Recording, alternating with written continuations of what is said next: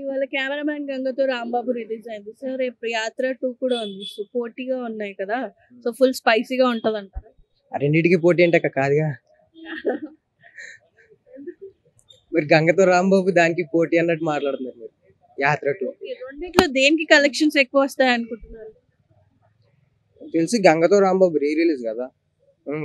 Power star కి అయితే ఇప్పుడు ఓజీ కూడా రిలీజ్ అవుతుంది మళ్ళీ. పాలిటిక్స్ మీద ఇంట్రెస్ట్ ఉన్న వాళ్ళకైతే బాగానే లాగుతుంది సినిమా. ఓజీ పవర్ స్టార్ కదా, ఆయన కూడా ఇప్పుడు ఎలక్షన్స్ లో ఉన్నాడు కాబట్టి, ఆయన కూడా రాజకీయ నాయకుడే కాబట్టి ఆయన కూడా వస్తుంది, బాగా కలెక్షన్ లాగుతుంది. ఎలక్షన్స్ ముందు యాత్ర 2 జగన్ మీద సింపతి కోసం చేస్తున్నారంటారా? అంత పెద్ద పెద్ద మాట్లాడితే లేక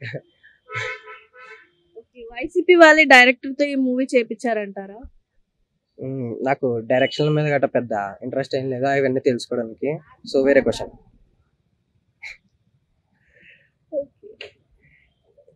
ఈ 2 సినిమాలు క్లాష్ వల్ల ఏమన్నా ఎలక్షన్స్ ముందు ఏమన్నా రిజల్ట్ ఉంటది అంటారా?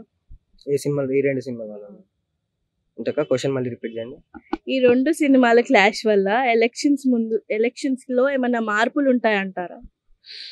ఎలక్షన్స్ లో మార్పులు ఉండవు, ఎందుకంటే ఇది సినిమా పరంగా అది ఎలక్షన్ పరంగా కాబట్టి. యాత్ర 2 అయితే జగన్ కి సంబంధించి స్టోరీ ఉంది కదా. స్టోరీ చూసిన వాళ్ళు వాళ్ళకి ఓట్లు వేయాలి అర్థమైపోతుంది అక్క. ఏంటంటే ఇలాగా వైఎస్ఆర్ గారు చనిపోయిన తర్వాత రాజకీయాలకు ఎలా దిగాడు అనేది స్టోరీ ఉంటుంది.